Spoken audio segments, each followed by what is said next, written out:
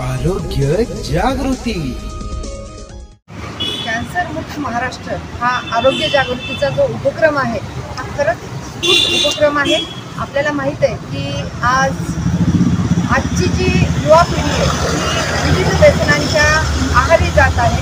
त्याला कारणं वेगळे असतील, पण जसं की मागच्याच 31 मेला अँटी टोबॅको डे झाला, तर मुलं हे वेगळ्या प्रकारचे टोबॅको असेल किंवा त्याच्या विविध प्रकार असतील, अशा प्रकारचे स्मोकिंग असेल किंवा या सगळ्या याच्यामुळे जो कॅन्सर होतो आणि ह्याचा अवेअरनेस करण्यासाठी जे आरोग्य जागृतीचे संपादक आहेत त्यांनी हा जो उपक्रम केलेला आहे तो खरंच युवा पिढीला त्याचबरोबर विविध नागरिकांना त्याच्यातून मुक्त करण्यासाठी आहे आणि मी त्यांना खूप शुभेच्छा देते। धन्यवाद। नमस्कार, मी doctor Vikas Deshmukh, Indian medical association Chhatrapati संभाजीनगरचा मी सचिव आहे, general secretary to IMA Chhatrapati Sambhajinagar. आणि या जनजागृतीच्या कॅन्सरच्या निमित्तानं त्यांचा जो उपक्रम चालू आहे मागच्या 14 वर्षापासून तो खरंच घोषणावह आहे। आणि मागच्या 14 वर्षामध्ये त्यांनी अनेक सामाजिक कार्यक्रम घेतलेले आहेत आणि त्यांचं आमच्या IMA सोबत पण बऱ्याच वर्षापासून काम चालू आहे। त्याच्यामध्ये ते सामाजिक उपक्रमामध्ये जनजागृतीसाठी काम करतात, ज्याच्यामध्ये लोकांना जाऊन माहिती सांगणं की तुम्ही काय खाल्लं पाहिजे, काय खाल्लं नाही पाहिजे, व्यायाम केला पाहिजे।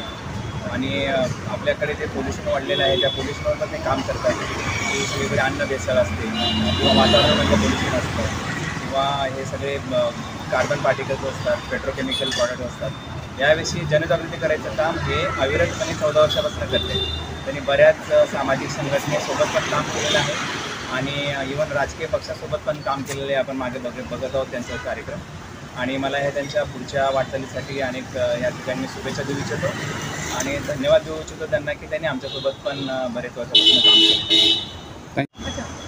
कॅन्सरमुक्त महाराष्ट्र करण्यासाठी आरोग्य जागृतीच्या माध्यमातून डॉक्टर शेख यांनी हा जो महाराष्ट्रभर उपक्रम चालवलेला आहे आणि ते आता आपल्या IMA छत्रपती संभाजीनगरच्या पण संपर्कात आले त्यासाठी।